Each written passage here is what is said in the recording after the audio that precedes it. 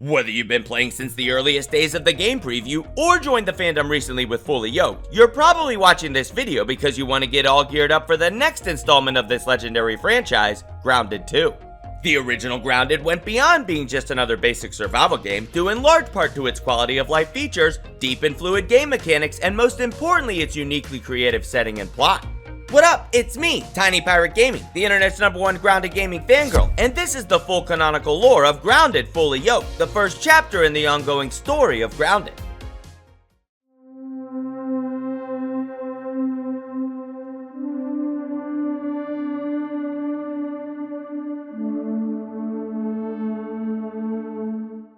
Our story began in August 1987 in the small suburban town of brook.l.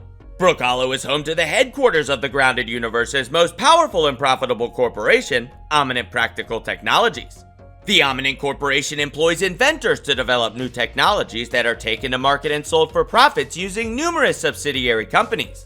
If you've played much Grounded, then you might be familiar with some of the companies under Ominent's umbrella, like Mouthtown, manufacturers of most of the beverages found around the yard. Ominent also contracts with the government and military, as we'll come to find out. One of the inventors employed by Ominent during the late summer of 1987 was a man named Wendell Tully. We're not sure how long Dr. Tully's been employed at Ominent or where he got his doctorate, but we do know a few things about him that will be important to the plot moving forward. Starting off with the fact that he's married to a woman named Trudy and has 2 school-aged children, a son named Thor and a daughter named Sarah. We also know that none of his inventions have ever impressed his Ominent superiors, leading to his colleagues viewing him as a failure. This successive series of scientific setbacks was what first triggered Dr. Tully to invent a shrinking machine on August 31st, 1987. Ominent Practical Technologies Dr. Wendell Tully, Science Division, log 87.08.31c. Today's gluon trials were a complete failure. Apparatus destroyed, no useful test data. Perhaps Dr. Klein was right. Another year's research down the drain. I had felt so sure of it. For my sake, I need success. But nothing is working. Not the gluon, nor the scabby, not even the confounded napkin bags. But what if I revisited an older project? No. Oh, no, definitely not. Perhaps, no. Wait, that's it. The shrink machine. Initial explorations had been promising before Dalton put the kibosh on it. I could set it up in the basement. If I showed that it worked, surely they could not argue with results. It's worth a try. What do I have to lose? In order to prevent his Ominent overseers from shutting down his project, as they had done before, Dr. Tully elected to work on the shrinking machine in his home basement. It's also worth noting that one of his rivals at work is Dr. Klein, and one of his failed inventions was a device called a scabby that will be important to the story moving forward.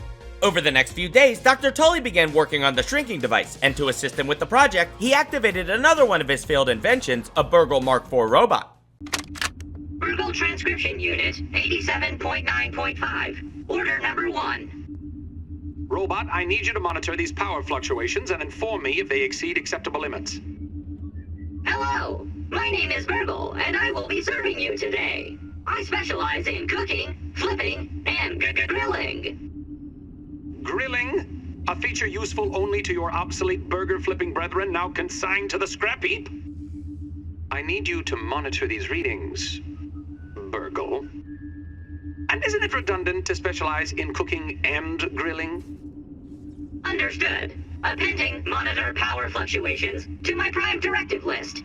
Deprioritizing grilling. Good. Now get on with it. Reprioritizing grilling. The burg.l bots were originally developed to work as burger chefs for another of Ominent's subsidiaries, Roby's Burgers, a chain of fast food restaurants.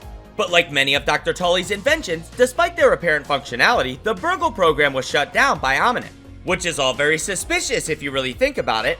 As we'll later learn, the scabbies are wrist-mounted devices that can do all sorts of amazing things. They monitor the user's vital signs, have a functional GPS, can be linked to satellite surveillance networks, double as walkie-talkies and recording instruments, and can store and transmit all that data to a central database, which is pretty advanced stuff for 1987. But not nearly as advanced as burg.l if you ask me. Despite initially being conceived to flip burgers, burg.l's artificial intelligence is what's truly revolutionary. burg.l's capable of learning new skills, demonstrated by his assistants in the lab, but on top of that he shows clear signs of sentience, displaying emotions, memories, and obvious likes and dislikes related to his situation. burg.l Transcription Unit 87.10.25. Order number 73. I find it a wonder that the burg.l Mark IVs never caught on. I believe them to be far superior to the Mark IIIs. Those never lived up to my expectations. How's that? They could only calculate post-cooking burger weights to the nearest tenth of a pound. And they only had enough memory for one seasoning module, salt or pepper. All solved with you Mark IVs, not to mention your most excellent mustaches. Thank you. I will never forget this moment. He's also the 4th generation in the burg.l production line, implying that the first 3 prototypes were designed at Ominent as opposed to within Wendell's secret basement lab, which might be important later. With burg.l's help, Dr. Tully spent the next 3 months designing the shrinking machine, eventually completing its construction on December 19, 1987. Unfortunately, the first test of the spacer was a complete failure. Ominent Practical Technologies, Dr. Wendell Tully, Science Division, log 87.12.18, 87.12.19. It's past midnight now, but the covalent space reducer prototype is complete. Otherwise known as the shrinking machine, I've dubbed it the spacer. I should get some rest, but the kids are already asleep, Trudy's given up and gone to bed, and I'm eager to find out if all these months of work were worth it. Everything should be sound, but you never know until you flip the switch. Well, here goes nothing.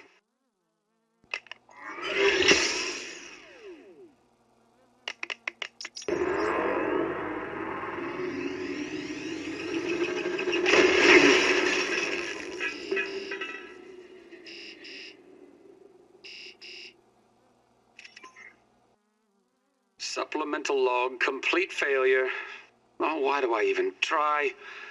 I'll clean this mess up in the morning. But just a few days later, on December 23rd, Dr. Tully was able to successfully shrink his son's Christmas gift. Supplemental log, Ominent Practical Technologies, Tully. Oh, whatever, I'll sort it later. The important thing is I have done it! Success! The spacer has worked its magic.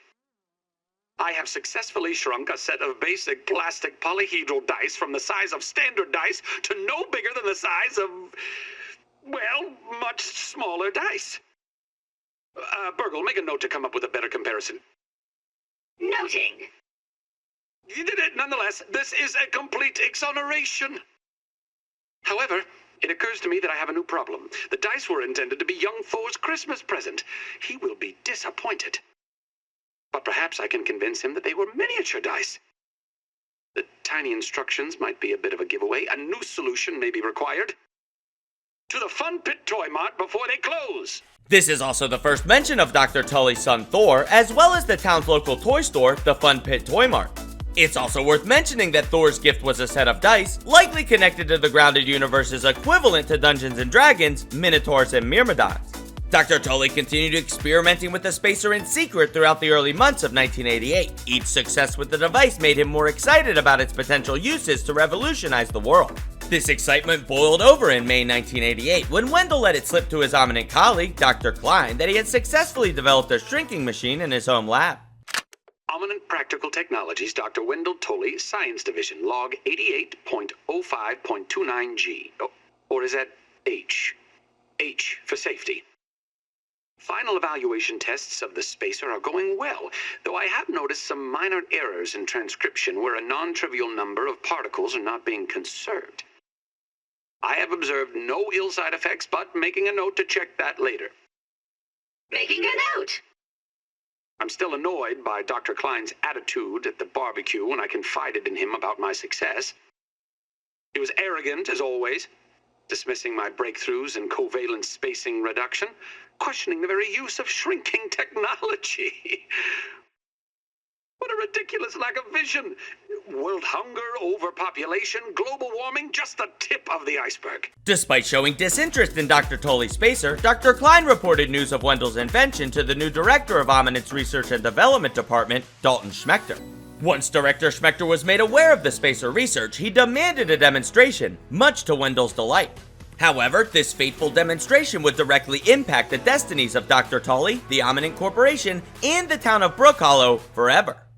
Ominent Practical Technologies, Dr. Wendell Tully, Science Division, log 88.07.01. First test demonstration of the spacer. Director Dalton Schmector in attendance. Begin recording. Everyone, thank you for coming. Today, I will show you nothing less than a quantum leap forward in technology. This is the spacer. It is a machine that has the power to shrink any object many times over, unleashing the power of the miniature world. Now, I'm sure that some of you will be skeptical, but I have no doubt that a demonstration of this device will show you a vision of the future, of Ominent's future, of our future.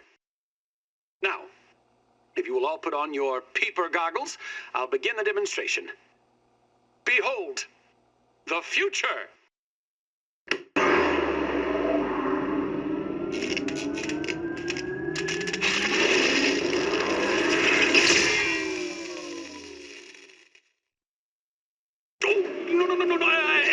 Please stay in your seats. Please stay in your seats. This is a minor issue, I assure you. Just give me a moment. I can fix this. I can fix this. The failed spacer demonstration proved to be disastrous for Wendell's career at Ominent, because a few months later he was fired and forced to take a job as a substitute teacher at the local school to make ends meet.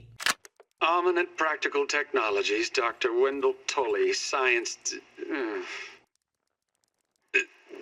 scratch that. Dr. Wendell Tully, Ph.D. At least they can't fire me from that. My years of work on the spacer mattered little to Ominent. The project was shut down and I was shown the door. And yet Kaminsky still works there, and he's an idiot. I've been reduced to substitute teaching at the local school. How many times can one person be expected to explain the difference between a vector and a scalar? If it has direction, then it's a scalar. I mean, a vector. Oh! I swear the ignorance around me is contagious. Does that normal teacher do anything? No wonder my inventions cannot be appreciated. Our society no longer understands science. Despite feeling humiliated and frustrated, Dr. Tully spent the rest of the year re-evaluating his spacer research until he decided to start working on the project once again. Knowing full well that the spacer was operational, Dr. Tully shifted his focus to reversing the shrinking process and into understanding the cause of the mysterious particles being created by the spacer's size-changing effects. I've thought about this in circles for days now, and I've come to a decision. It's time to restart spacer development. Ominent may not believe in it, but I know its potential.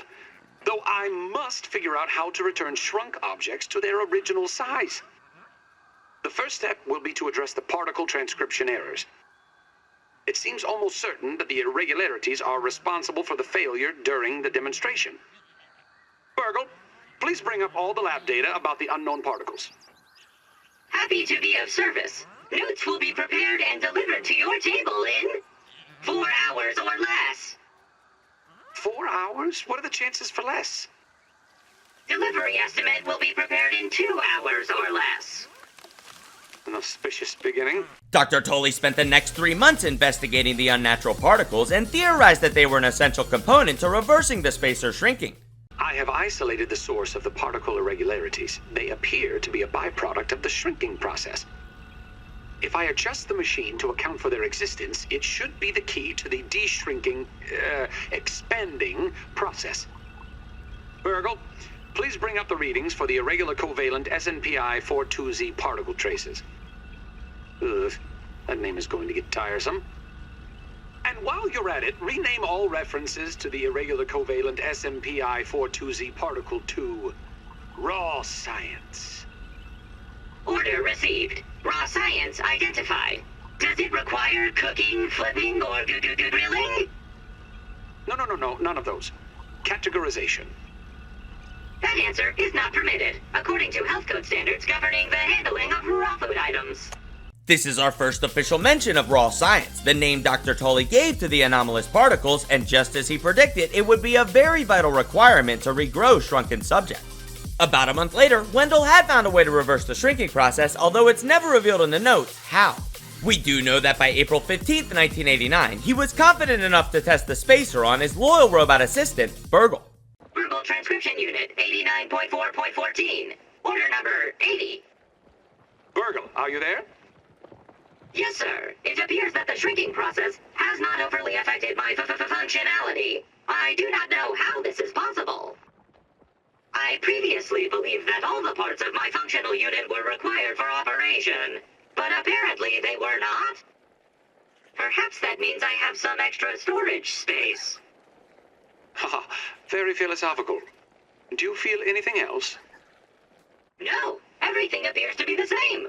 Though I have come to realize that this world is absolutely covered in filth. It is quite concerning.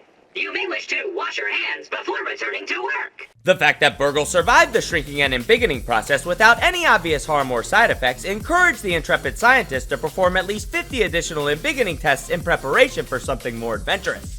On July 1st, 1989, Wendell used the spacer to shrink a box full of scabbies in an attempt to test the spacer's effects on a group of multifaceted objects. However, once miniaturized, the box was stolen by a bee and the shrunken scabbies were scattered across the yard, explaining why we find so many while exploring throughout the game. It's also apparent by this point that the spacer experiments have moved from the basement into the backyard.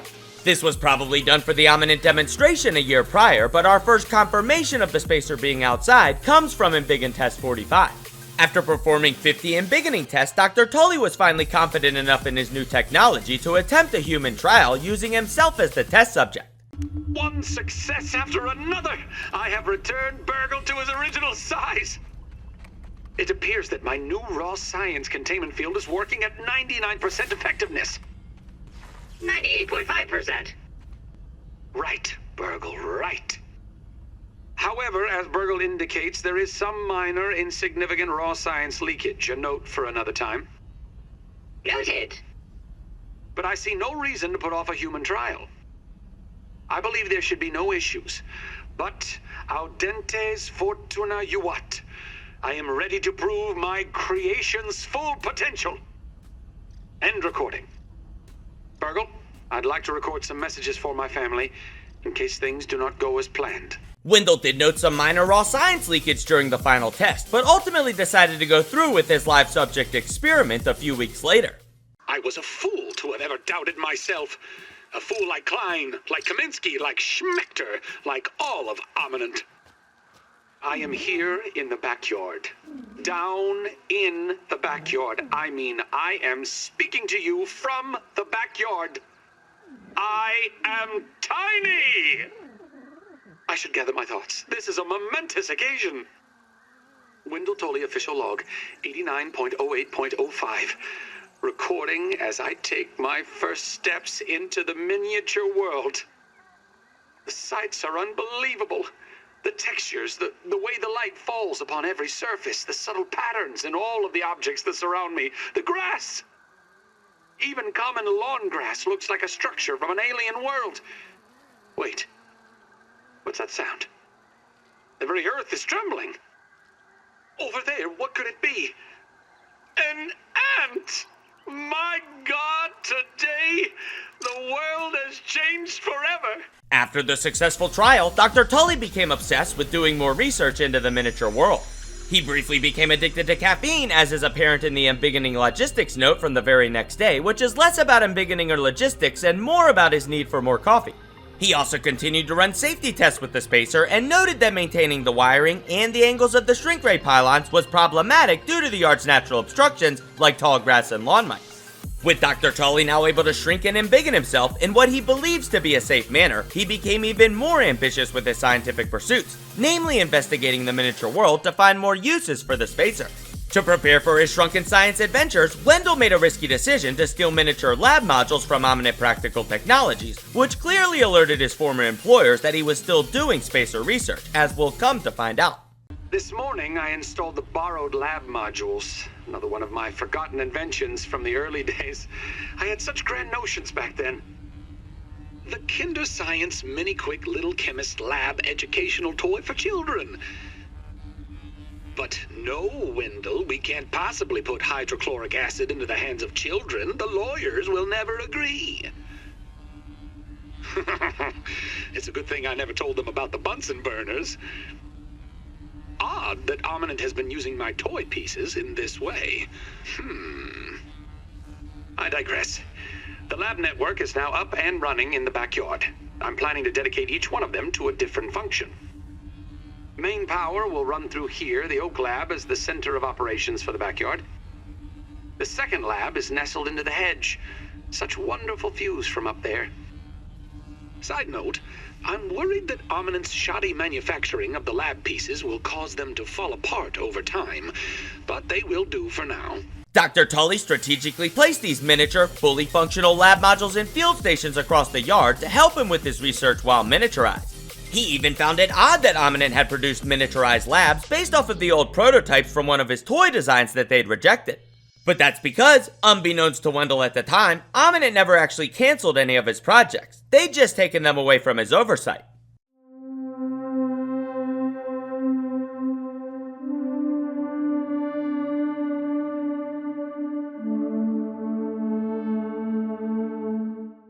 Before moving on with our timeline, we need to rewind a little bit to go over what Director Schmector and Ominent were actually doing with Dr. Tully's research.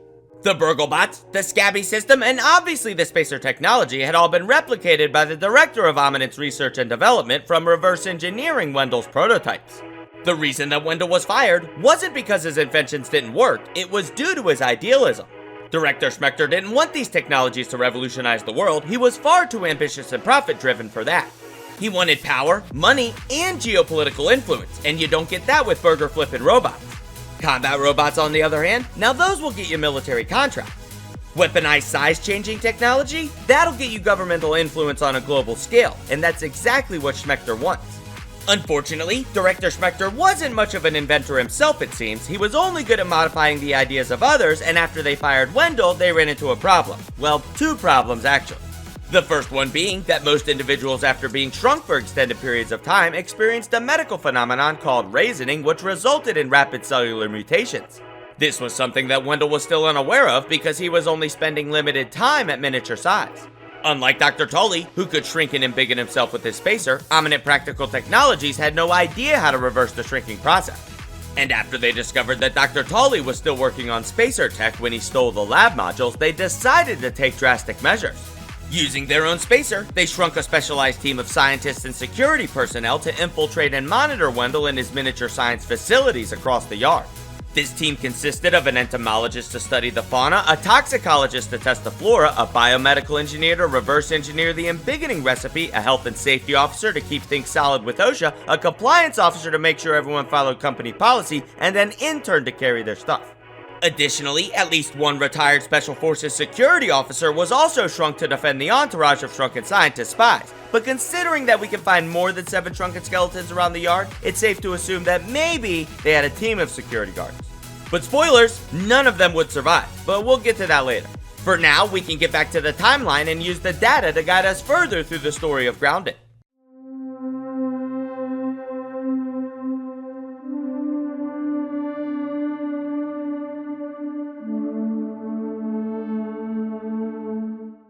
With the lab modules and field stations in place, Wendell was prepared to begin his research into the miniature world.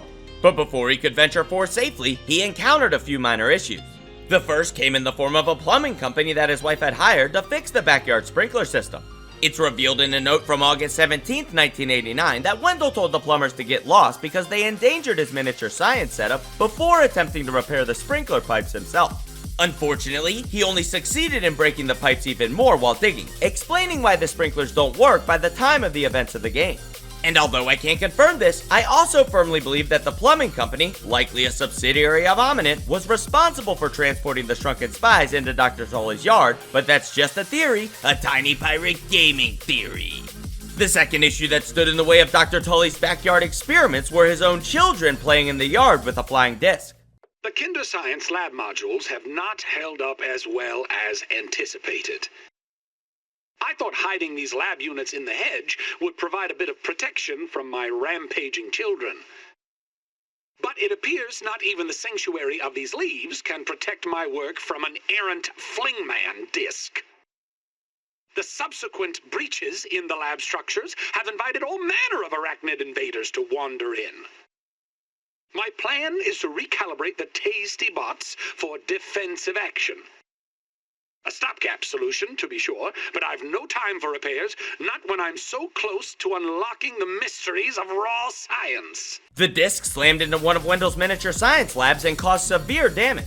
The damaged modules also made a new problem for Wendell's hedge lab, that being a spider infestation from the breached walls. For so long, I have felt taunted by the spiders of the yard.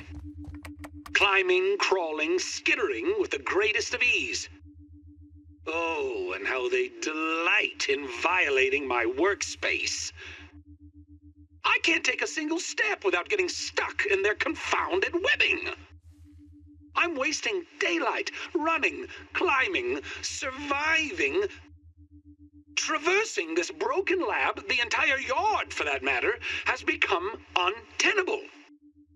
But perhaps my spider friends hold the key to my problems. This issue inspired the shrunken scientist to begin investigating ways to use all the spider webbing that now filled his miniature laboratory to solve another one of his problems, traversing the yard at a tiny size. This is when he began developing the shrunken tools and equipment, such as the zipline system, that would later be used by the heroic teens during their backyard adventures. Today, Trudy asked, or rather insisted, I take a break from my work for a family day. I'll admit the argument that preceded my reluctant agreement was one for the ages. She just doesn't understand how important the work is. But in the end, all was not lost. As fate would have it, our little trip to Stormin Beach's Wave Park has given me fresh inspiration. A particular attraction sported a zipline over an undulating pool filled with sun-baked tubers, basking in the light of the cruel sun that baked them like red raisins. But I digress. It was the zipline that captured my imagination. Such an elegant solution to my problems in the hedge. When we got home, it was straight back to work. After another argument, of course. It's also made apparent by this recording that by the fall of 1989, Wendell was becoming obsessed with his shrunken science, creating a divide between him and his family that would only get wider over time. And just so everyone's on the same page, at this point in time, Wendell was traversing between all of the lower yard labs, with each one being used for a different type of experiment. The Oak Tree Lab served as his central hub and database where all of the research was collected and compiled for further examination. Wendell also explored the yard to take note of the environmental hazards posed by being shrunk, as is evident with his local fauna report from September 9th, 1989. This is also the first note that mentions Wendell's daughter Sarah by name and further emphasizes the fact that the berry hedge was infested with spiders. By mid-September, Dr. Tully had made significant progress with his spacer research, but was beginning to notice the early symptoms of what Ominent was already aware of, the raisining mutation. Now let's review the progress of the last few months. I am getting ever closer to perfecting the spacer. Raw science containment has been a success. At last measurement, we are within 0.2% translation accuracy, but those final infinitesimal bits have proven the most difficult. Despite that, burg.l and I have been able to transit the miniature world without incident. I must admit it has been a bit overwhelming of late. Between school, grading papers, nightly work in the yard, and this sweltering summer heat, I feel stretched thin. Some nights I find myself too exhausted to work on my experiments. All this is going to give me gray hairs. I mean, why, just the other day, Trudy said that the stress is putting new wrinkles on my face. She may have a point about the hair, though. As much as I'm loath to admit it, it does seem to be thinning. Perhaps it's time to dig out the Sketty clamp and try it on myself. I'm sure it's in a bin or box around here somewhere. Dr. Tully, however, having only ever tested the spacer on himself in limited intervals, was unaware of the mutation in his body, and instead he blamed his exhaustion on overworking himself. A few days later, on September 20th, he had to reboot the field station surveyor network after some abnormal radio signals interrupted the satellite's calibration. Unknown to Wendell at the time, this was coming from the Ominent spies operating in the yard, and although he suspects that it could be them in the note, he was more focused on making sure that his fleet of tasty robots continued resource harvesting. That's something I forgot to mention earlier. Wendell started using Tasty robots as resource harvesters not long after setting up his miniature labs. I'm not exactly sure when he designed this fleet of miniature robots, but I do know that they became a vital part of his shrunken science setup as additional assistance and security. And it's a good thing he had them for security, because on September 21st, Wendell's daughter tossed another flying disc into the hedge, further damaging the lab modules and worsening the spider infestation. Early test runs on the zipline system have produced mixed results. Prices on steel cable are ridiculous, so I've been forced to proceed with my original idea, spider thread. I'm using web samples from my unwanted guests with a few clever alterations, of course. Things were going well until Sarah threw yet another toy into the hedge. I swear that the lost city of Atlantis might be found beneath the roots of this blasted bush.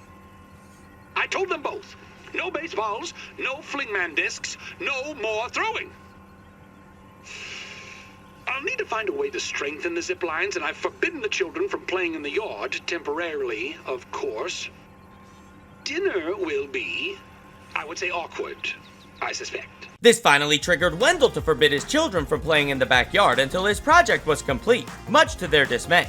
On the following day, September 22nd, Wendell once again had to reboot the resource surveyor after more unknown radio signals disrupted the calibration and interrupted the work being done by the fleet of Tasties. It's at this point that Wendell became positive that it had to be Ominent agents after deducing that the 19 mysterious signals were too consistent to be a coincidence. He even reallocated some of the Tasties to provide additional security functions as a response. And indeed, the shrunken Ominent spies were each independently making their ways across Wendell's yard. In fact, according to the Entomologist Recon Journal, dated September 27, 1989, we know that the Ominent team had split up to spread out and search the various lab modules around the yard. Unfortunately, the team's skill set wasn't set up for solo adventuring, resulting in most of them not making it very far. The entomologist, for example, was crushed beneath a piece of charcoal while investigating the tipped-over barbecue. Meanwhile, back at the Hedge lab, Dr. Tully and burg.l worked on refining the zipline system by researching the possible uses for all of the webbing left by the spider infestation. burg.l transcription unit 89.10.5, order number 20. burg.l, did you organize my research notes on the material properties of the hedge berries as I directed? Of course. Well, no. Good. Wait. Explain. I have logged 110,437 different algorithms for organization and compiled them into an alphabetical list. That menu is being printed now and should be ready for review in approximately 12 weeks. After that is complete, I will be able to organize your research notes based on the algorithm you select. Well, let me know when it's done then. They also began scouting for new lab locations to set up a control center for raw science mixer stations until eventually settling on an underground location beneath the trash pile in the sandbox. I'll explain more about the mixer system in a little bit. All you need to know for now is that they allowed Dr. Tully to convert raw science into a usable substance that's needed for most of his experiments. These experiments first showed signs of success in mid-October 1989, when the Zippy project's research allowed Dr. Tully to set up a functional zipline system throughout the branches of the hedge. Slowly, my torments come together into one ingenious solution. After trying countless materials, I finally found something to fix my zipline problem. While the bonding formulas were complex to say the least, I've successfully fused the web ropes with raw science. Once again, it proves to be the key. The new ropes are miraculously soft, but have the tensile strength of forged steel. I've dubbed my new creation Zippy Fiber. Just think of the practical applications. Dental floss. Oh, only something without gums would suggest that. This is not some trifle to pick parsley between trips to the periodontist. I will take your word for it, Dr. Tully. We learned from the recording that the secret to making the spider web strong enough to support the zip lines came from combining it with the raw science particles. As we'll come to find out, raw science is actually the secret sauce to most of Dr. Tully's shrunken experiments, allowing him to use its mutagenic properties in a variety of ways. However, Wendell was about to find out firsthand that one of the biggest obstacles to shrunken science's success was the uncontrollable variable that is the natural world. Variables like wasps, which Wendell discovered inside of the Brawny Boy bin in the back of his property when he went to get an old Tasty Bot out of it on October 24th. According to the note titled, "Reminder, do not open the Brawny Boy bin," we learn that due to the wasp hive, Wendell had to shrink himself to safely enter the bin in an attempt to take pictures of the Tasty's components. He does this to construct a Mark II version of the Tasty, but considering that we never find any in the yard, we have to assume that he either never constructed them, or they got renamed to the Arkers after completion. Anyway, 5 days later, Wendell was forced to abandon the Hedge Lab entirely following a run-in with the broodmother spider, who I'm sure most of the audience is already familiar with. It is likely that this will be my last log from the Hedge Lab. Regrettably, the spider infestation has only worsened.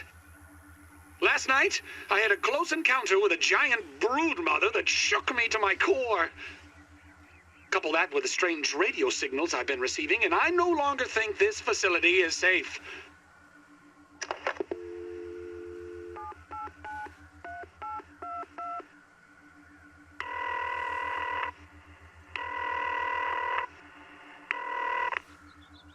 burg.l here. Can I start you off with a double-charred barbarian bacon burger? It's made the Roby's way. burg.l, initiate evacuation protocols for the Hedge Lab. Make sure any remaining biometric scanners and passcodes are encrypted in the mainframe. Is that really necessary, sir? Yes. Oh, yes. Absolutely necessary. We're being watched. This recording also explains why the labs are locked down with biometric systems by the time of the actual game. As I mentioned before, Wendell was well aware of Ominent spying by this point, and to ensure that they couldn't get their hands on his research, he had the lab sealed with biometric locks. But if I'm being honest, Wendell probably didn't have to worry too much because the Ominent Watchers weren't having very much success on their mission.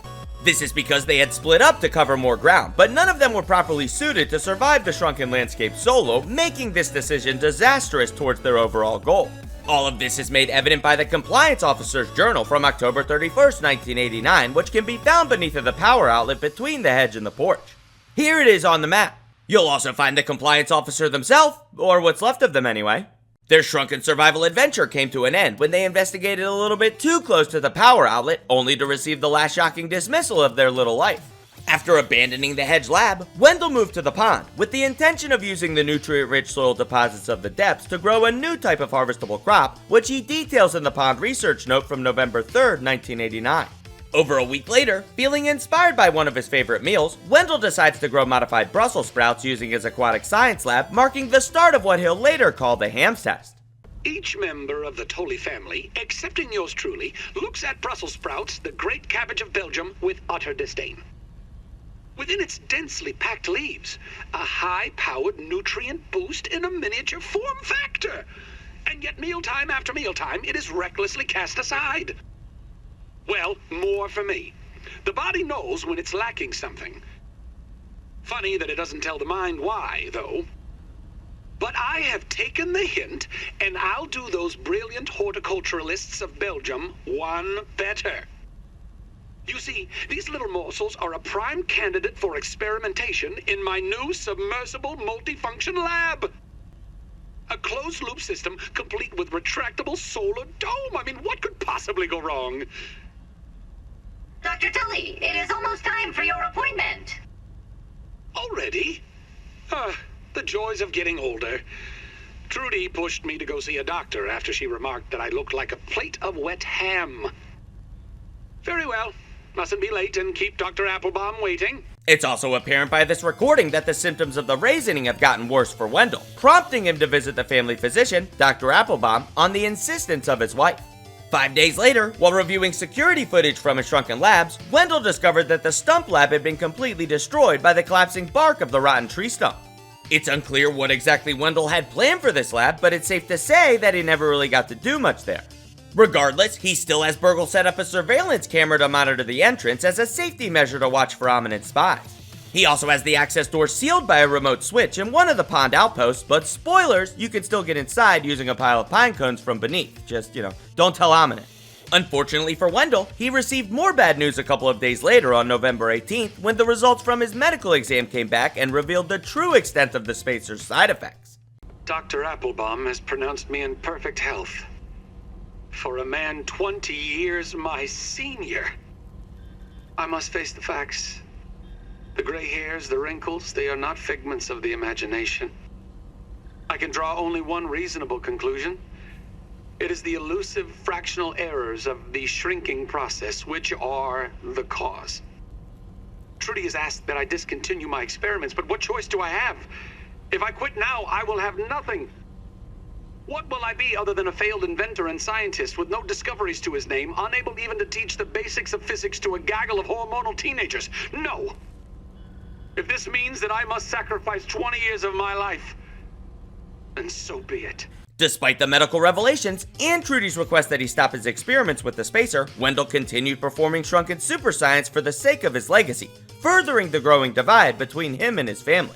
A few days later, on November 21st, Dr. Tully began the Haze test in the Pond Lab's biodome using the fertile soil of the depths to fuel his hydroponic aquaculture microphonic system. That's what Haze stands for. The Haze experiments also incorporated aspects of his research into fungus, but I'll get to that in more detail later. Because for now, we have to discuss the Tully family Thanksgiving dinner of 1989, or more importantly, the fight between Wendell and Trudy that happened afterwards. This time you've gone too far, Wendell Tully. You've done the unthinkable, trespassed the unforgivable. You missed Thanksgiving dinner. Who can blame Trudy? I know that I pushed things to the breaking point and that she has grit her teeth and borne it. She told me that she could not bear to watch me destroy my life, let alone hers, the children's, in single-minded pursuit of this technology. Never in all the years of knowing her has she given me such a cold, immovable ultimatum. My science or my family. But if only she could see. I am doing this for them. I understand it has been hard. It has been harder on no one more than myself. If only I had more time. If I could just prove to them the wonders that are so close now, they would understand, wouldn't they? And if they did not, perhaps they never understood me at all. Wendell's obsession with the spacer science was slowly destroying not only his health by this point, but also his relationship with his family. But Wendell still probably had a better Thanksgiving that year than the Ominent Spies intern, who by this point had started to go mad. Whether this was due to the amount of time they'd spent shrunk, or due to the symptoms of the raisining is unclear. What is clear is that the intern had completely abandoned the Ominent objective by late November, and had somehow managed to make friends with the Red Ants. There's actually a few more notes from the intern, one that I'll talk about a little bit later, and another one that's undated, both showing the extent of the Shrunken Spy's delusional mindset regarding the ants. The undated journal page also reveals that the intern perished from the effects of the raisining based off of the final lines of the note reading, "And now wrinkled, withered, a nugget, I sleep. Farewell, child." And just in case you're wondering why all of this matters, it's simply background lore detailing how the ant and abomination totem recipes got created. It wasn't Wendell, it was this crazy Ominent intern. Anyway, following the fight with Trudy, Wendell returned to the Haze test on November 28th with the intent of boosting the growth rate of his miniature Brussels sprouts. It's also evident in the Haze test Day 7 note that Wendell's marriage was dangerously close to being over because the poem on the backside reveals that Trudy had tossed her wedding ring into the pond. This sent Dr. Tully into a downward spiral of depression, which included some heavy drinking at the Haze lab, but nonetheless it never deterred him from his scientific pursuits. Trudy was right, as always. Perhaps she should have been the inventor and not me. I should have listened to her when she insisted that I stop the experiments. But if I pack it up now, I'll have nothing to show for it. No Trudy and the kids, no spacer, not even my own health. The longer I'm here, the more I'm lumping up, aging, folding, raisining. But why? What am I becoming? A wrinkly virus, flailing helplessly in the dirt with the mushrooms. They are my family now. Though we only branched on the evolutionary tree a little over 1 billion years ago, I can feel us getting closer again already. We're all a bunch of fun guys down here, aren't we? Oh, don't look at me like that. At least no one ever heard of a raisined mushroom, did they? Did they? This recording also reveals that by the end of November 1989, Wendell was splitting his science time between monitoring the Haze test in the pond and conducting experiments with fungus in the Haze. The final revelation from November came in the form of a letter from Trudy titled, "Goodbye, Wendell." In the letter, it's explained that Trudy took the kids and moved out of the house to go and stay at her sister's place in obvious preparation for a divorce. The loss of his family further pushed Wendell to devote more time to his research, now not only hoping to find a scientific breakthrough, but also hoping to find a cure for the effects of the raisining. By December 6th, Dr. Tully felt inspired to try something that would push him closer to crossing the line between being a super scientist and a mad scientist, when he began mixing muscles from a jarred appendix into the miniature mutant Brussels sprouts at the pond lab. The intention was to boost growth rate and nutrient density, but if you really think about it, he's mixing plant and human genetics into a chimera creation that would eventually earn the name muscle sprout. The first generation of muscle sprouts were given to burg.l the following day, and he prepared them into edible nuggets and deduced that they could serve as a sustainable replacement for dry-aged beef liver. A few days later, on December 11th, while normal size, Wendell lost the shrunken chest containing all of his shrunken resources, which fell out of a hole in his dice bag. This miscellaneous note explains why shrunken chests can be found across the yard in places like the sandbox and the upper yard canyons. As I've mentioned, Wendell was constantly moving between the various lower yard labs during his experiments, with each site being designated for a specific scientific purpose. The hedge was for zipline testing of the Zippy cable, the pond was for the mutant muscle sprouts, and in the Haze lab, Wendell was attempting to de-age mushrooms in the hopes of finding a cure for raisining. Attempts to reverse cell age in mushrooms seem to be going well. Mutations are volatile but productive. The shift from phase 1 to 2 was almost a blur. There might be a reason it seemed like a blur, if I may be so bold. Well, who asked you, burg.l? Shouldn't you be tending to your tasks instead of eavesdropping through the intercoms? Huh? Now, where was I? Oh, yes! My friends, Marasmius aureatus here. The answer is hiding in that moist, supple flesh. And once I have it, I'll be back to normal Wendell in no time. Just like it was before this all fell apart. I'll walk into that presentation room and show those ominent schmucks I belong. How do you like that, Director Schmector? Trudy and the kids will come back. Everything will be back to normal. I just need these blasted shrooms to reveal their secrets to me.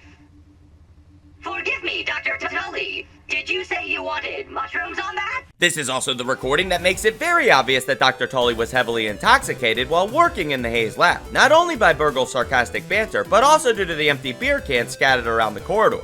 Unfortunately, Wendell's research with the fungus in the Haze came to an abrupt end only a week later on December 21st, when his experiments created a zombie spore that started infecting the local flora and fauna, transforming it all into extremely volatile infected mutants. This has gone poorly. Very, very poorly. The essence of failure, the pinnacle of its craft. Local fauna? Berserk! Mushrooms? Exploding! My condition? Like a baby toe after a long bath. burg.l, are you there? Is this a test? Yes, burg.l, it's a test. Now listen carefully. I'm abandoning this facility immediately. Initiate the Blazed Earth Protocol. But Dr. Tully, simulations indicate a 95.283% probability of catastrophic failure. I assure you the percentages are much higher than that. Now do it. Beep beep boop, beep beep beep boop. Why did you make fake beeping sounds? You said this was a test. I was being sarcastic. Urgh. Complete the lab lockdown, blast the canister per protocol, and meet me in the Black Ant lab. Aside from making the creatures more aggressive, the infection also made them highly explosive due to the fungal growth sprouting through their bodies. To prevent the infection from spreading, Wendell had burg.l lock down the lab and blow a hole in the weed killer spray bottle, which released a chemical to contain the explosive spores to an isolated region. It's also worth mentioning that the Haze lab became the final resting place for probably the most competent member of the Ominent spy team, their Special Forces trained security officer. From his journal, we learned that he was sealed in the Haze lab during the Blazed Earth Protocol, where he spent his final moments hiding in a pocket of fresh air following the release of the weed sprayer chemicals. The security journal also gives a comprehensive breakdown of the Ominent team's primary objectives in the yard. According to the note, the security officer had 6 goals: establish a base camp, set up orc system relays, defend the nerds, do some light recon, don't reveal to anyone the severity of the situation, and don't make contact with Dr. Tully. The journal also details some of the security officer's shrunken adventures and the ineffectiveness of firearms at shrunken size, so it's worth a read if you're interested in the storyline of the Ominent Watchers. And speaking of the Ominent spies, remember the intern who lost his mind? There's another note from him dated December 25th, 1989. In this journal entry, we learn that he made a trip to the termites in the woodpile and attempted to forge an alliance between them and the ants, and was by this time calling himself the Ant King. Which maybe explains why the black ants can be found on the shed's porch. You know, it was part of the Ant King's alliance. Anyway, on December 27th, Wendell returned to the Pond Lab's hams test and officially coined the term muscle sprouts for his mutant creations. This is also when he started playing fitness music videos as a means of promoting more growth in his chimera meat substitute. A few days later, on December 30th, the Ominent toxicologist, one of the last surviving members of the Watchers, swam down to the Pond Lab to investigate the muscle sprouts. It's also noted in the journal the worsening mental state of the intern, as well as the recent disappearance of Wendell's children playing in the yard, which had been a constant environmental hazard for the Ominent team since they first arrived. Unfortunately for the toxicological pharmacist, they never made it into the lab and were instead crushed when a section of the lab's corridor collapsed and flooded. As for Wendell, his behavior started to become more erratic as we cross into the new year. He was surrounded by Ominent spies, his raisining condition was ever worsening, and his family had left him, leading the now deranged scientist's paranoia to even suspect that his longtime assistant burg.l could be a liability if Ominent were to retrieve his memory hard drives. burg.l has been behaving strangely. I have noted in some of our interactions that he has been taking liberties with my instructions besides his usual displays of incompetence. But just the other day, I heard him humming a tune about grilling. He thought I could not hear him, but I did. And I have told him again and again to eliminate that unnecessary function from his programming, and yet still I know he harbors secret thoughts of grilling. Oh, I was certainly right to isolate him from the experiments. One can only imagine how his malformed programming could be contaminating my research. I'll need to review my security protocols to make sure no further contamination occurs. The security cameras are now installed across the yard, and I've assigned burg.l to overseeing Tasty and Archer operations. A little insurance that my progress on raw science enrichment doesn't fall into the wrong hands. Neither Ominent, nor insect, nor robot will have access to my research now. This recording also makes it clear that the primary function of the Black Antill lab was the enrichment of raw science.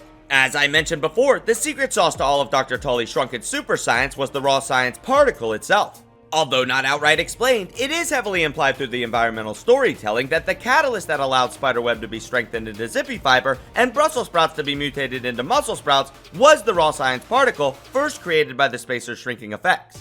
But in order to use the raw science for experimentation, Wendell had been using mixing rigs at the Black Antill lab to enrich the unnatural particles by condensing them with a super speed spin cycle. However, by the end of January 1990, the mixing rigs, or mixers as Dr. Tully was calling them, had become an issue for the security at the lab. The mixers would eventually be moved to more isolated regions around the yard when it was discovered that their use triggered extreme aggression in the surrounding creatures. burg.l, I'd like to summarize the results of today's mixer trials. Ready to take your dictation. Trials 1 and 2 were aborted due to mechanical failure. Now, Trial 3. Trial 3 was interesting. Wait, burg.l, what is that? It looks like a gathering of ants. Well, I can see that, but what...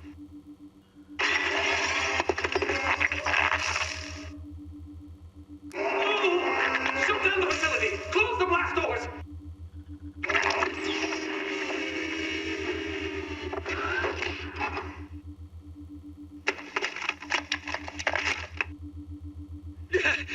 It appears that the mixer has agitated some of the local fauna, so...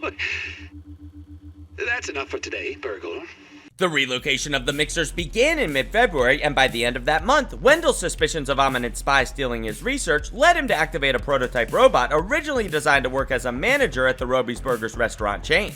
You probably already know about this robot, the assistant manager, more commonly referred to by the grounded community as the Ass Man. The manager was put in charge of the Black Antill lab security, not only to alleviate Wendell's concerns regarding the Ominent spies, but also due to the aggressive nature of the ants that had been attacking the lab since the Mixer trials. It's also worth noting that late February 1990 was the last time Wendell checked in on the Pond Lab's hams test, only to deem the latest batch of muscle sprouts a total failure after a presentation to the Mouthdown Corporation regarding the uses of his substitute meat product didn't live up to his personal expectations. By mid-March, Dr. Tully's paranoia and ever-increasing desire to keep his research from falling into Ominent's hands culminated with the Superchip protocol. The superchips and auxiliary chips stored all of the research related to Wendell's experiments, as well as burg.l's memories which were going to be wiped to keep them from his former employer's evil clutches. Wendell scattered the memory chips around the yard as he prepared to move all of his future experiments into a much more isolated lab that he'd hidden beneath of his shed. Unbeknownst to Wendell at the time, only one of Ominent's spies was actually still active in the yard. This being the biomedical engineer, who explained in his final journal entry his intentions to confront Wendell about the raisining effects regardless of his shrunken stature. Unfortunately, the biomedical engineer failed to get the attention of a normal-sized Dr. Tully in the sandbox and was instead unknowingly crushed underfoot by the inventor of the spacer, dropping the final boot down on the story of the Ominent Watchers once and for all, one could say. Throughout the month of April, Dr. Tully ensured that all of his research from the labs around the yard was secured on the superchips and removed from the databases. The production of raw science concentrate has been, for better or worse, spread across the yard. Given the unseen hands that move against me, it seems that no precaution is too much. No suggestion from my paranoid psyche too preposterous. What a pathetic state of affairs. Overrun by an enraged ant colony, and here I stand, naked, to the unblinking eyes spying upon my every move. Layers of abandonment and failure, like a frumpy, naked failure onion. But who sheds a tear for us, burg.l? Is it the onlookers in the shadows? Is it whomever stumbles upon our toilings down here in the muck? This should please you all. Dr. Wendell Tully, humbled again. Well, enjoy your laughs, cruel winds of fate. But this onion has one more stink left to make. And sorry, old friend, but I'm going it alone. Deleting data stores and running lab lockdown procedures. Wendell out. He didn't want his super science to fall into the wrong hands, and due to the raisining, he wasn't sure he would survive long enough to finish any of his projects. The raisining side effects had taken their toll on the unfortunate scientist by the spring of 1990, with his deteriorating mental and physical state apparent in both of his recordings from April. I don't need this now. Abnormalities in the readings, unexpected power fluctuations, raw science run rampant. Don't forget incursions by local fauna. Mouthy robotic assistants. I'm so tired. All these new variables that need to be accounted for, they're ruining everything in my most desperate hour. It has all turned against me. Even as I walk around the backyard, I feel the walls of grass closing in on me, the tips of those green blades like daggers pointed at my heart. I see, no, I feel the unblinking, multifaceted eyes of the ants and spiders reflecting my misshapen visage, watching, always watching, and bearing witness to my failure. Perhaps it is time for me to lay down and admit defeat. Perhaps this is all the success that was meant for me. Perhaps it is enough. These recordings also reveal that from this point forward, Wendell would be experimenting in total isolation until he could find a cure for the side effects of the spacer. It's also apparent how pessimistic Wendell had become by this point, having little hope that he could find a cure to the raisining. Before departing to his isolated undershed lab to conduct his final project, Wendell spent some time with his only companion left in the world, his loyal lab assistant, burg.l. burg.l Transcription Unit 90.5.1, order number 43. Do it again, burg.l, for old time's sake. What's that, Dr. Tully? Play the old script. Right away! Hello, and welcome to Roby's Classic Automated Burger Shop. My name is burg.l, and I will be taking your order today. Perhaps I can interest you in the daily specials? My favorite is the Roby's 0.375 pounder with cheese, with a side of mammal-style fries. That will do just fine, burg.l. Remember the Roby Burger motto. Make every day exponentially great! We can assume that burg.l's memories were wiped after this, and he was placed in the Oak Lab, where he'll eventually be discovered by the heroes of our story, who we'll be getting to in just a little bit. As for Wendell, his focus now was entirely on reversing the raisining. I cannot bear to look upon myself any longer. I've become a monster. Inhuman, less than the insects that are my only companions now. I've become old, well before my years. A shrunken husk of a man, a walking corpse like Lurkin Shriek, doomed to the executioner's axe. Trudy was right all along, as she always is. And what remains? I'm a failure as a scientist, as a husband, and as a father. I have no choice but to remain here, living exiled in the backyard. I have diverted my remaining strength and will into finding a cure for this malady, this raisinification, if you will. It is my only hope now. All other research initiatives must be placed on hold, or it will be too late. It may already be too late. It is only fitting that I am so small, tiny, minuscule, just like my legacy. The eyes, they are always watching. The backyard is watching. Strange noises, stranger occurrences, coincidences. Oh, I think not. Or is it my mind playing tricks on me? I feel the senility at the edges of my thoughts. I have grown so old. Just the other day, I found my tape recorder laying out that I knew I had put away. I would not have been so careless, and yet there it was. Could it have been burg.l? No. No. Such a conspiracy would be beyond his capabilities. Something darker is afoot. Ominent, perhaps. I knew it might be too great a risk to liberate that equipment from them. Whatever it is always watching. Ominent, surely. But how could they know? I took such precautions, and yet... burg.l, execute end-of-day procedures. Wait.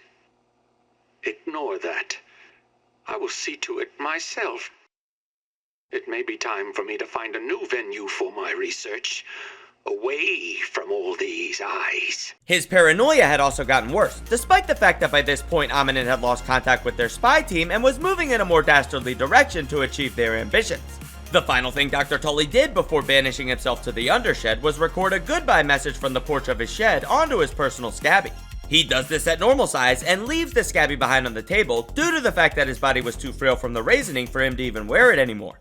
Scabby online. Transferring biometric data. Wendell Tully. Biometric data transfer complete. Audio file downloaded. Dr. Wendell Tully. Title: Goodbye. Hello, my scabby-wearing friend. I do not know who you are or how you came by this message, but please tell them I tried. Tell Trudy, Thor, my little Sarah. Tell the world. The sun is setting on our yard, and it brings back so many memories. Sitting in this chair, my favorite chair, my thinking chair, I fear this may be the last time I lay eyes on such a beautiful sight. I'm nearly out of time. My body shrivels more with each passing day. Even my scabby can barely fit on my bony wrist. The spacer, my greatest achievement, a disaster. The final chapter in the book of my many failures. Perhaps in solitude, free from my family, from burg.l, and from Ominent, perhaps I can finally find a cure to this damnable raisining. So, this will be my last adventure into the miniature world. I leave the warmth of the sun and embrace the unknown. I'll either find the answer or shrivel in the darkness below. To my lab underneath the shed. This is Dr. Wendell Tully, Signing off. Goodbye. By the start of the summer of 1990, Wendell began working in the undershed to find a solution to his deteriorating health condition while reminiscing about memories of his family. Working in the dark is playing tricks on my mind. I fear every shadow, hear whispers in the silence. But most of all, I miss my family. Trudy and her crooked grin, the way she rolled her eyes at my dumb jokes. Sarah, my little angel, how she would jump into my arms every time I walked through the door after work. And Thor and his obsession of the month. What was the last one? Castle Moldork? No, it was Mance. Dad, what do you mean I don't need mant minis? Have you seen them? Do you even know what a mant is? It's so rad, Dad. A barbarian, an insectoid warrior with the mind of a human. Wait a minute. An insect with a human mind. I wonder if... No, stop it, Wendell. The darkness is giving you strange notions again. You need to focus on the task at hand. Raisining. Raw science. The key is here. It must be. While working in the undershed, Dr. Tully reevaluated his earlier understanding of the raw science particles to determine if they were just a byproduct created by the spacer shrinking process or if they were extracted from the subject being shrunk. It's also worth mentioning that the raw science container at the undershed lab was far larger than those found at the other labs because the experiments conducted here were far more ambitious than anything he'd attempted before. Raw science storage of this magnitude is tricky. It's imperative to keep it cool and out of the sun. Luckily, this crawl space is the perfect environment for both. Once the lab is complete, I can begin my trials of direct raw science infusion. I must know whether this byproduct particle originates from the subject or the process, as I originally assumed. The only way to know for sure is to infuse myself with, variable doses. Dangerous? Quite. But it must be done, or I am doomed. If I can replenish these rogue particles in my body, perhaps I can finally reverse this raisinification. After working all summer to find a cure for his ailment, Dr. Tully had accomplished nothing, and to make matters worse, his health condition was getting dire. This triggered Dr. Tully to abandon his hope of finding a cure and to instead focus on something much riskier, constructing a new body to transfer his mind into. Defeat. Failure. Countless infusions. Countless migraines.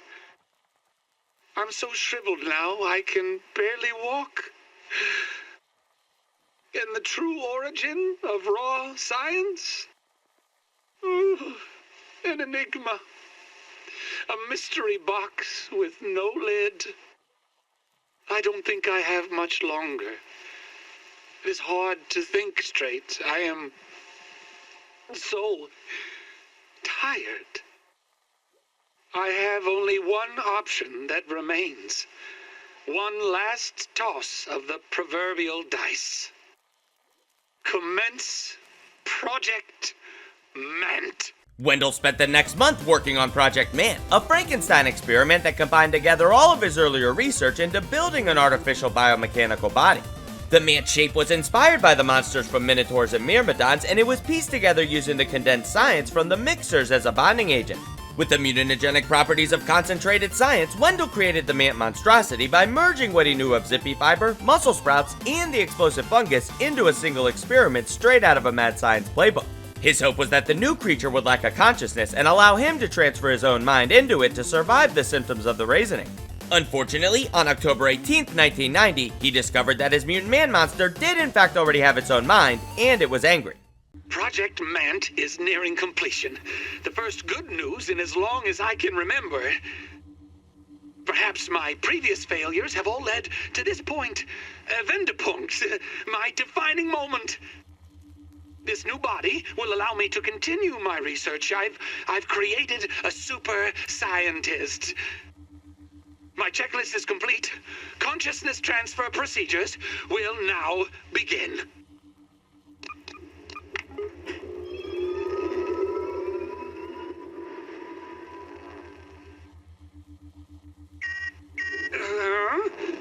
What's this? Brainwave functions are spiking. Impossible! Blasted Ominent tech! Turn it off! Turn it off!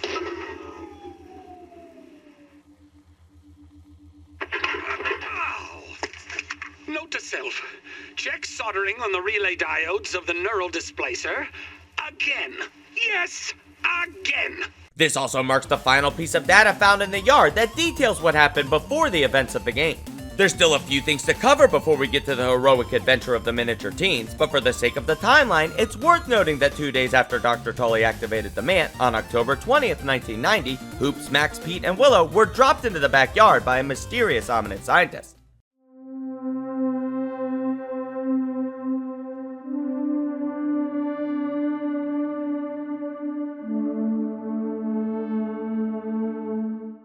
For almost the entire time that Wendell was active in the labs of the yard, Ominent's spy team had monitored all of his activity and reported it back to Director Schmector using the network at their Orc Lab recon base. As I mentioned earlier, the primary objective of the Ominent Watchers was first and foremost to set up an Orc relay station, which they managed to do beneath of the Moldor Castle playset. However, by the summer of 1990, not only had Ominent lost contact with all of its shrunken spies, but Dr. Tully had also vanished into the undershed, leaving them to solve the problems of embiggening and raisining themselves. It's also going to become apparent in a little bit that Director Schmector had already made arrangements with the military regarding the new technology, making the corporation even more desperate to solve the problems plaguing the spacer. This desperation, and a need for teenage test subjects, led to the abduction of multiple teenagers from the surrounding town of broodgl.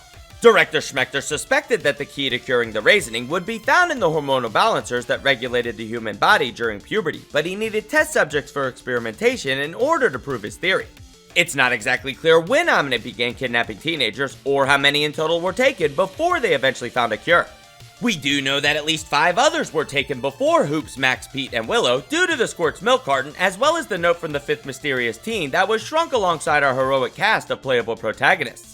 We also know that the cure was eventually found with their final batch of test subjects, the game's heroes, who all survived the spacer shrinking process with no signs of raisining. Based off of the timeline, and the fact that all of our heroes carry backpacks, it's likely that they were taken by Ominent sometime between late September and early October while traveling to or from school. Most of what we know about this part of Grounded's story comes from dream sequences that the teens experienced during their first few nights as shrunken survivalists. The first dream doesn't reveal anything groundbreaking in regards to the lore, but it does give us a nice look at how much more advanced and sophisticated the Ominent spacer was compared to Dr. Tully's backyard prototype.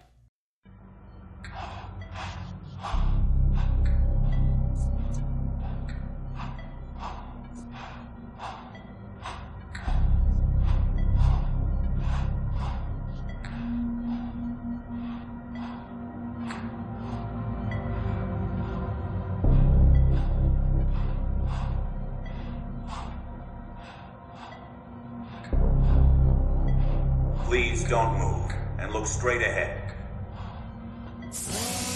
I promise you won't feel a thing.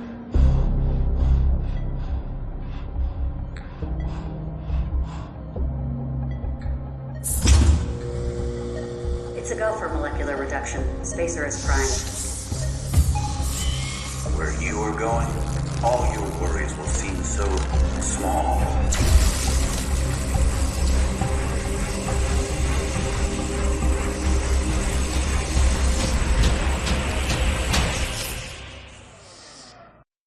It also showed that an entire team of scientists were part of the project, meaning that the corporation was likely well aware of the illegal activity of their research and development director in the name of profits and science. The second dream revealed that the raisining issue had been solved with the heroic teens, meaning that it's highly unlikely that the other test subjects survived, but that'll be more obvious in a little bit.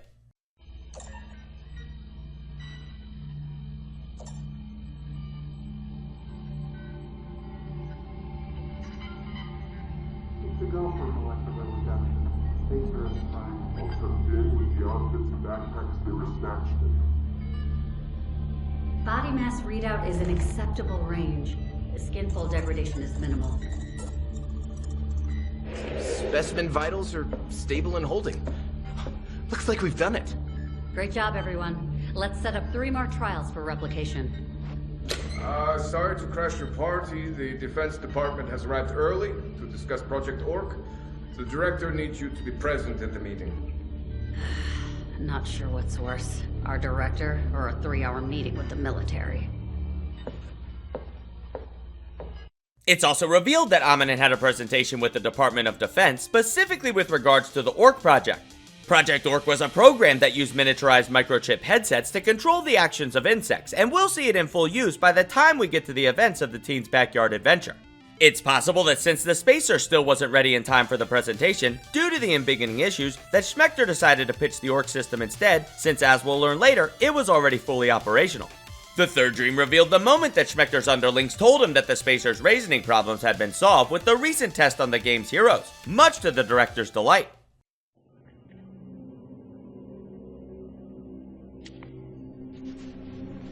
Dr. Schmector, these... Director Schmector. These specimens are the breakthrough we've been looking for, just like you predicted.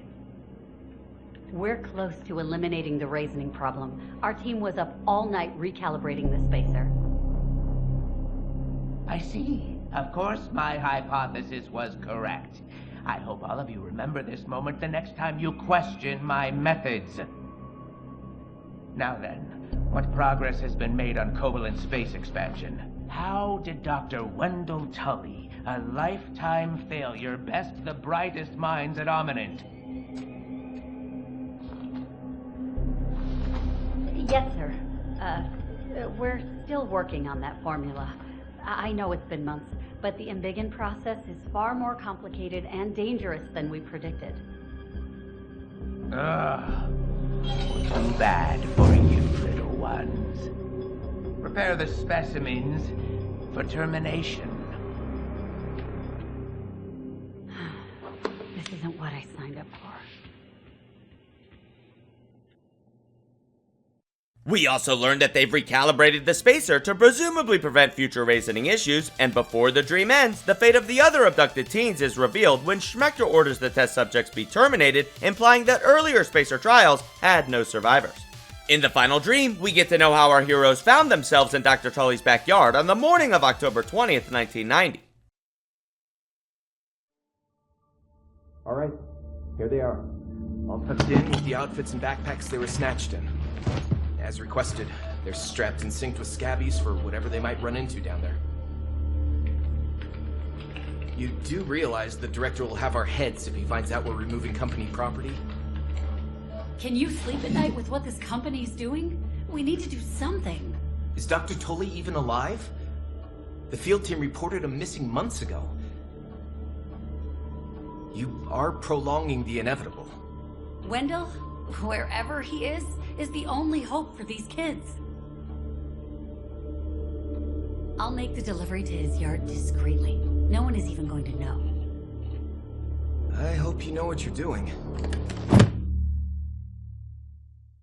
Two unnamed Ominent underlings, unwilling to terminate another batch of test subjects, outfitted the teens with scabbies and dropped them into the yard, knowing that Dr. Tully was their only hope of returning to normal size, since Ominent still had no way to reverse the shrinking process. Which finally brings us up to the events of the playable game and the story of the true heroes of the Grounded franchise, Hoops, Max, Pete, and Willow.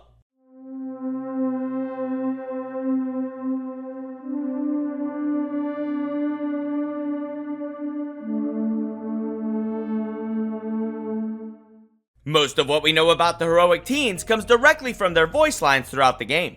Yes! A Yoked Girth action figure! I begged my dad for Yogi Swole. Not into Yoked Girth, but the packaging is pretty cool. I'm guessing people don't buy action figures based on the packaging. I think you'd be surprised. Aw, it seems kinda sad to see it without the action figure inside. If they just kept the figure in the packaging, it would be worth so much more. I don't know.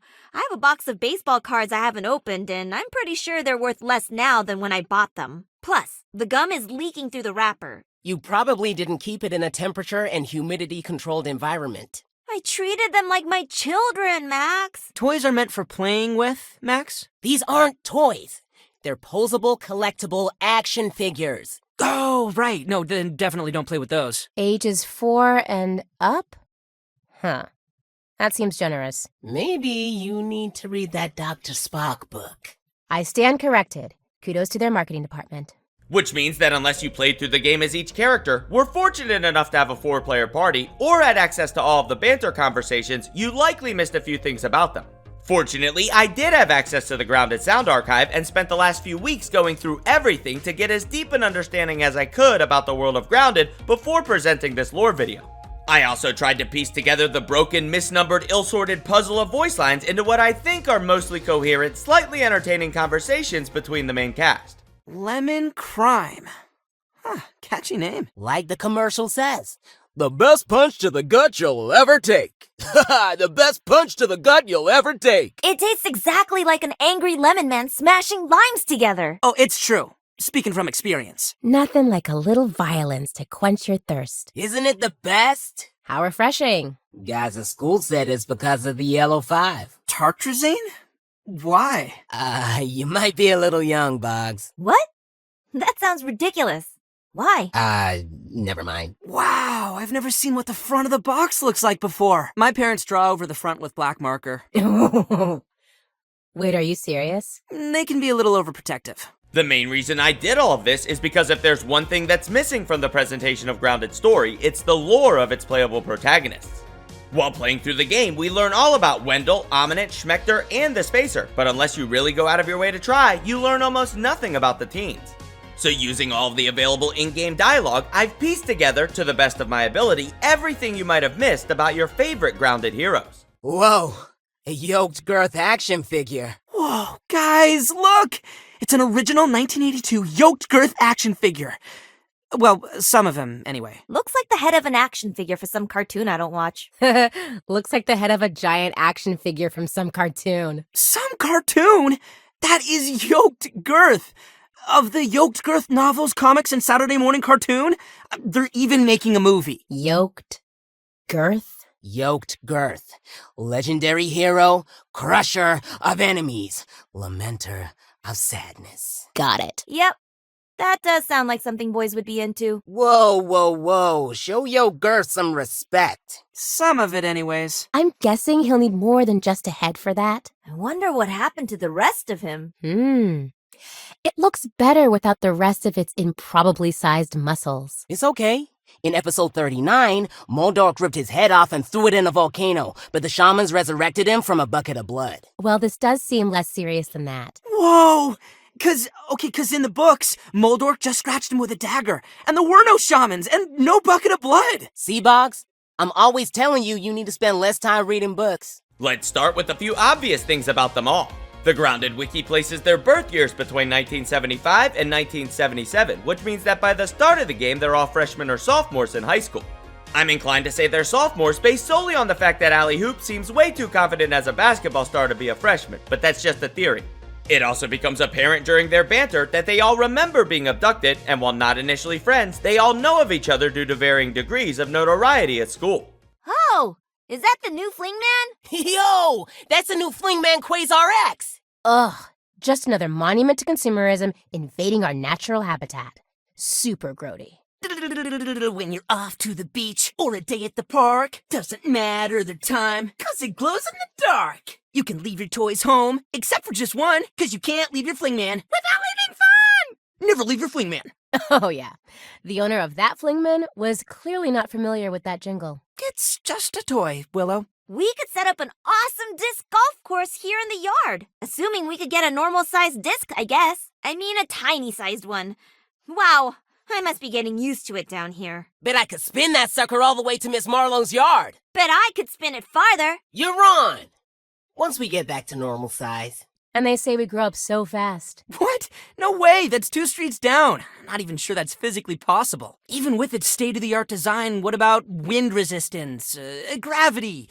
But you seem really confident. Let it go, Pete. I'm just saying, it seems improbable. sometimes a fling man is just a fling man. It's a Flingman Quasar X! It's awesome! So it begins. Allie Hoops, the most athletic and confident member of the squad, and my personal favorite member of the team, would become the unofficial leader of the group by the end of their adventure, oftentimes being the one to keep them all focused on their objectives despite their dire situations. And I'm not just saying that because I'm a Hoops fan. It's been confirmed by Obsidian Entertainment on numerous occasions that Hoops is considered canonically to be the team leader. As I mentioned earlier, Hoops is also the most confident in herself and her survival abilities due to her athletic talents as a basketball star. And probably because of her participation in athletics, she's also the least nerdy of the bunch. But don't get me wrong, every member of the squad has their own degree of nerdiness. For Hoops, most of this nerdiness is related to sports and cars. She also likes to play video games but comes from a strict family that won't even let her drink soda, so she rarely gets to actually play them. As for her family, they own a restaurant and have a family garden, but despite this, Hoops herself can't cook. Her family consists of her mother, father, grandmother, and at least one brother. There might actually be two brothers, one being an annoying younger brother and the other an older brother who might actually work as a cook in the family restaurant. I guess it's possible that her younger brother could also be the cook. I just can't really imagine a child younger than Hoops having the maturity level to work in a professional restaurant environment, but who knows. The final thing to know about Hoops is that like many athletes, she tends to be more competitive and determined than the rest of the team, especially when it comes to anything that's sports themed or sports related. On the flip side, the team's most lighthearted member would have to be the jokester, Maxwell Smalls.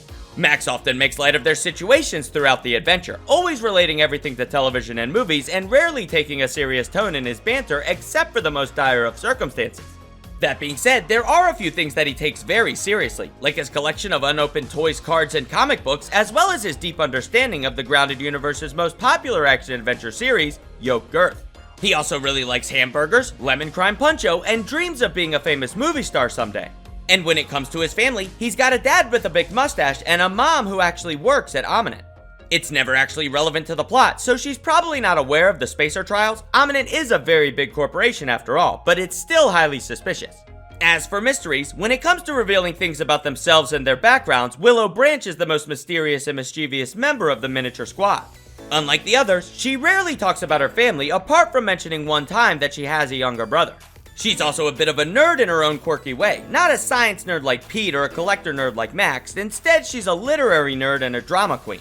She also might be the most mature member of the team, oftentimes bringing up geopolitics in a lot of her banter and constantly using social commentary to frame her understanding of certain situations.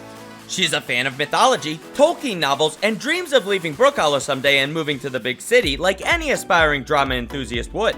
The final things worth mentioning about Willow is that she's not good with computers and has a fondness for spiders. She's even considered getting herself a pet tarantula someday. The final member of the squad is their technological tactician, a super scientist in the making, Pete Boggs. Pete is the science nerd of the team, oftentimes using his knowledge of technology and the natural world to explain and rationalize the situation to the others. He's also a huge fan of the Grounded Universe's Dungeons & Dragons equivalent, Minotaurs and Myrmidons, so much so that he often narrates his adventures out loud as if he were a dungeon master detailing the events of a game. He's clearly the most academically gifted of the team, with a ton of knowledge on practically everything, leading to him commenting on basically all of the other heroes' banter. He knows about cars, books, baseball, computers, Yoked Girth collectibles, geopolitics, and even video games, but much like Hoops, his parents never let him play them. When it comes to the Boggs family, we know that he has a mom and a dad, and that he hates their Brussels sprouts, but that's basically it.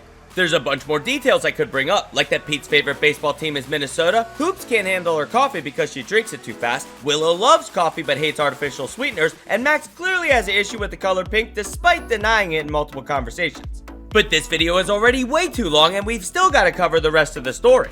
So let's find out how a team of tiny teenage mutant heroes rescued Dr. Wendell Tully, exposed an evil conspiracy, and overthrew a multinational corporation, all before even getting a chance to go to prom. So that's how I ended up in this mess. At least it seems like there's someone at Ominent with a conscience. Otherwise, it'd be bye-bye Hoops. And all before I even had a chance to go to prom. Wow.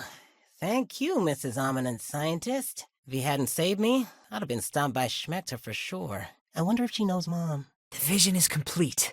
I now know the origin of the briefcase and how Tiny Pete came to be. Things are sort of, maybe just a little bit, making some sense. And knowledge is a beacon in the dark, brave traveler. Okay, Dream.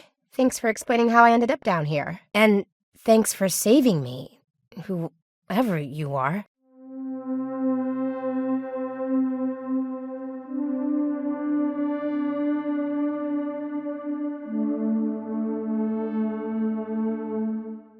As I mentioned before, the events of the playable game began on October 20th, 1990, when the case containing our heroes was dropped into Dr. Tully's backyard just 2 days after Wendell had activated Project Mant.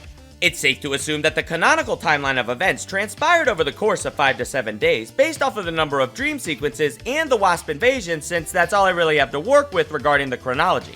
If you've ever played through Grounded before, then you're already familiar with the sequence of events, but in case you're not, I'll summarize the experience as best I can. On the morning of the first day, the team took stock of their shrunken situation and got accustomed to their new environment, until they eventually discovered the first of many field stations left over from Dr. Tully's yard experiments. Using the resource analyzer, they gained access to construction blueprints and recipes for tiny tools, weapons, and armor that had been designed by Wendell for survival against the environmental hazards of the miniature world. They also found the Spacer's targeting platform, more commonly known as the Mysterious Machine, which they were able to get functional after chopping down some grass blades and bashing a swarm of electricity-eating mites.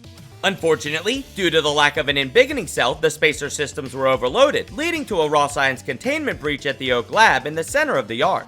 The resulting explosion released globs of unconcentrated raw science across the yard that the teens would have to collect throughout their journey to eventually restore their size. The explosion also drew the attention of the tiny teenagers, who made their way across the yard to investigate. Upon arriving at Oak Lab, they rescued a discombobulated burg.l who would become their guide to locating the whereabouts of Dr. Tully. With burg.l's help, they were given biometric access to Dr. Tully's science labs, as well as the ASL terminals that could teach them more advanced shrunken survival schematics. They were also directed by burg.l to investigate the Hedge lab and told to retrieve the first superchip that burg.l needed to regain his memories.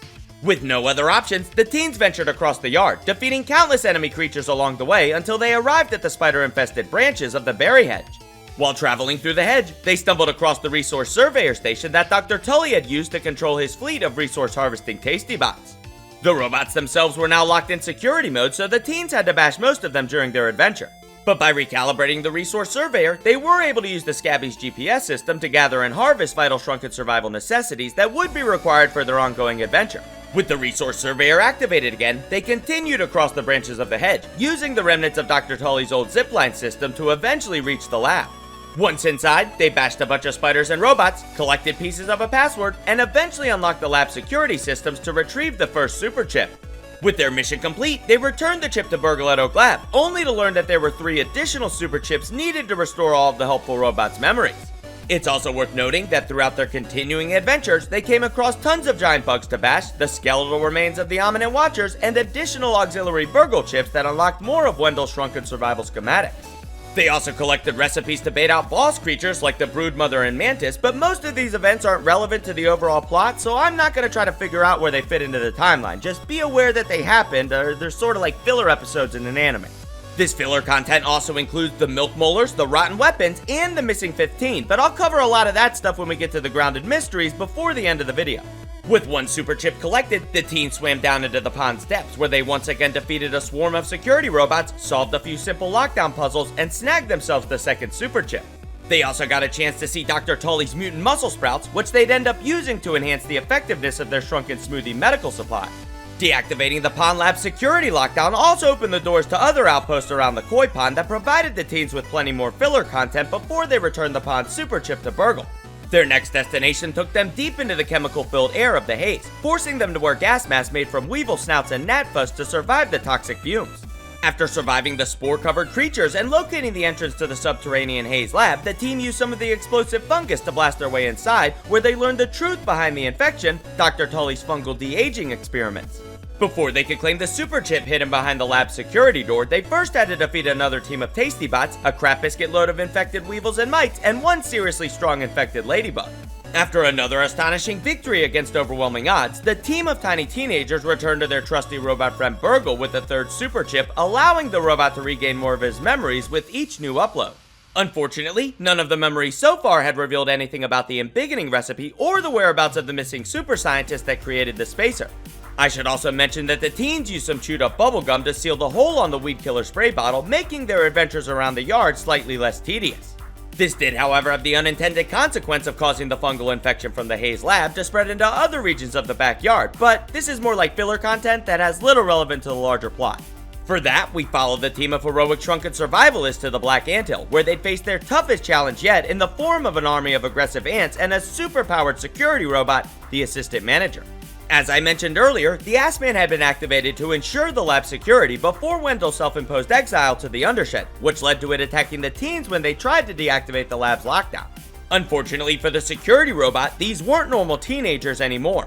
Whatever Ominent Spacer had done to them when it shrunk them had unknowingly mutated them, boosting their physical abilities so much that it allowed them to not only defeat thick-shelled insects, but also heavily armed combat robots with little more than sticks and stones. It's never outright explained, but it's implied by the mutation skill tree and in some character dialogue that the teens have enhanced survival capabilities as a result of the Spacer's mutagenic properties. Under normal circumstances, this would have caused the raisining, but due to the Spacer's calibration settings at Ominent when it was used on the heroes, they've steadily been mutating into stronger, faster, more better versions of themselves since being shrunk, sorta like superheroes. We also have to compare their success to that of the Ominent Watchers, who were all adults being escorted by at least one Special Forces trained security officer, which implies that there's more to these teens than meets the eye.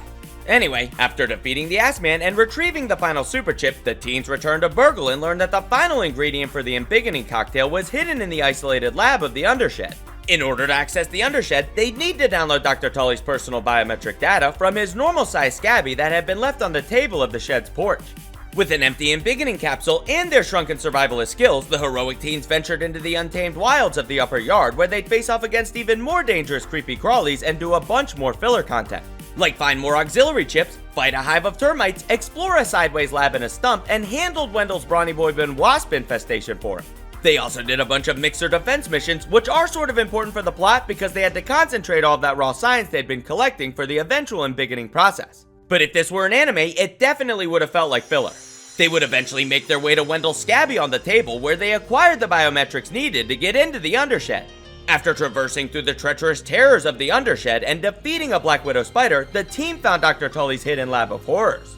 The lab itself was in shambles, infested with creatures from breaches in the wall, and filled with the constant echo of roars emanating from deep within.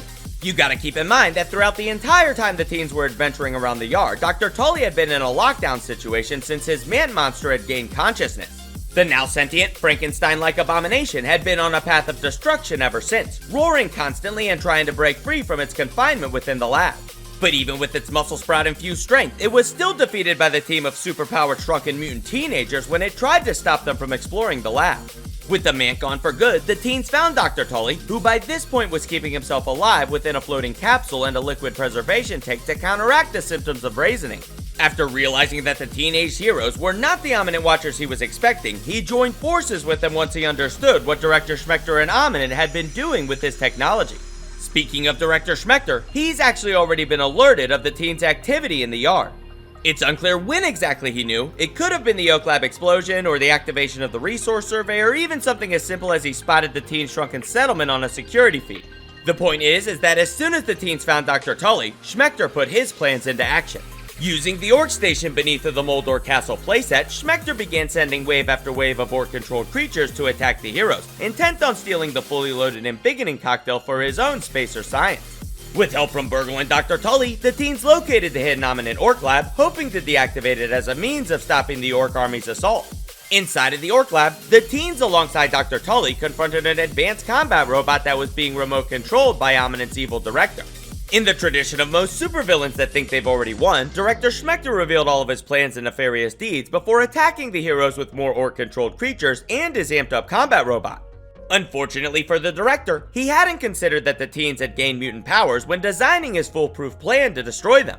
This resulted in the Orcs being crushed by the heroic teenagers, who then proceeded to bash the battlebot that Schmector was piloting so hard that he could feel it through the remote controls. After defeating the director's robot drone and deactivating the Orc Lab systems, the heroes found an Ominent data disk that contained all of Ominent's research into the spacer, most importantly, the cure to raisining. The final thing left to do was to prepare the embiggening cell using Dr. Tully's Java-matic machine. The cocktail had to be infused with the concentrated raw science before it would work in the spacer and be able to return them all to normal size. Unfortunately, even with the Orc Lab deactivated, the yard was still full of countless Orc creatures that could attack the Java-matic's raw science containment capsules during the infusion process. Using Dr. Tully's shrunken survival schematics, the teens constructed a defensive fortification around the Javamatics containers before beginning the mixing process. After another epic battle against an army of Ominent orcs, the heroes had finally prepared the embiggening cell and were ready to go big and go home. And so that's what they did. After returning to the Spacer's targeting platform and installing the embiggening cell, all the teens and Dr. Tully returned to normal size, bringing a close to their epic adventure. Good morning, Brook Hollow. Today is October 20, 1990. This is your news. We have a special breaking report. The police department has released information that more local teenagers have gone missing. They were last seen earlier this week, and the only connection between the teenagers is that they are all students at Brook Hollow High School.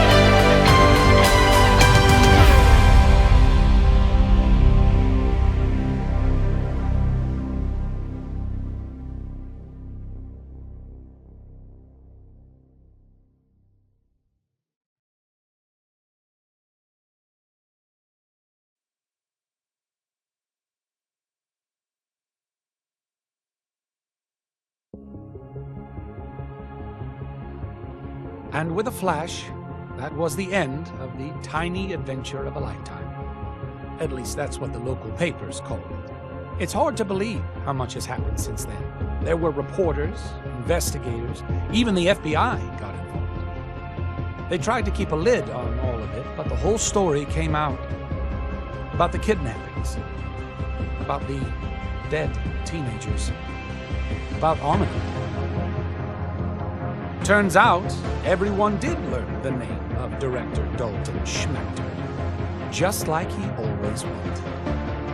But when the dust settled, the weirdest thing happened. People learned the truth about the shrinking technology and about me. It felt good to get the recognition that I had always wanted for all my life. Pete, Willow, Max, and Hoops tried to go back to being normal teenagers. burg.l has joined the Kids Do Science and Robotics Club. He's the mascot, they didn't tell him. I'm expecting big things from all of them. Life's getting back to normal around here. It's funny that the world can still seem so small. And no, I haven't come up with my next big invention, and I don't mind one bit either. Because when it comes down to it, all that really matters is that we make the most of the time that we have together. But we're not finished yet, because there's still a few grounded mysteries worth mentioning before the release of the next chapter in the ongoing Grounded saga.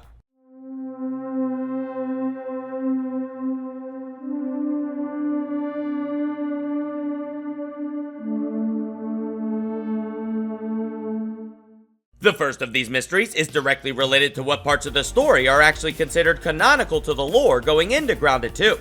Personally, I think everything that's locked behind New Game Plus is safe to consider non-canonical. This includes the infected ants, the REMIX.R technology, the telepathy system, and anything related to infusions.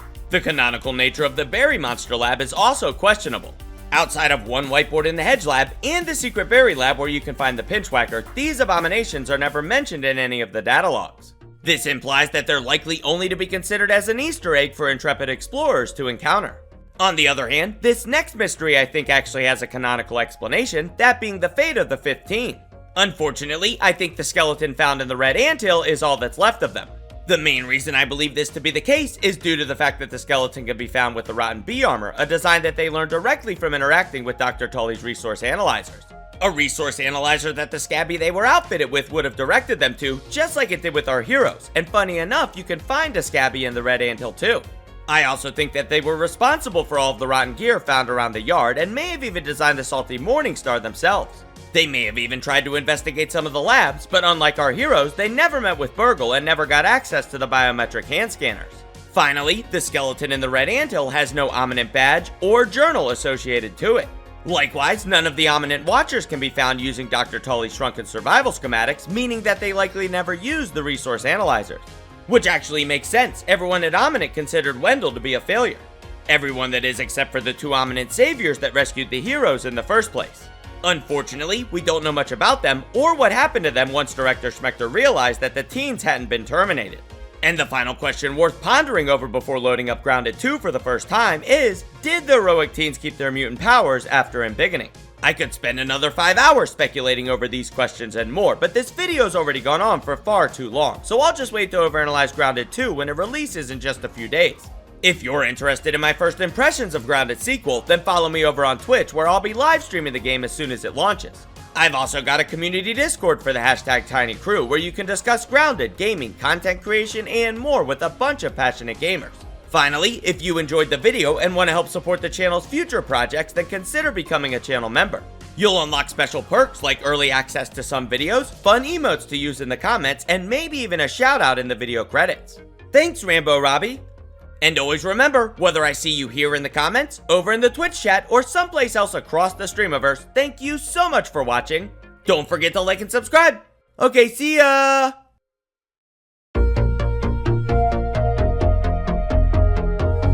Whoa, I'm not just small, I'm tiny.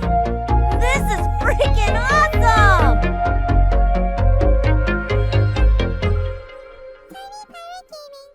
Don't forget to like and subscribe.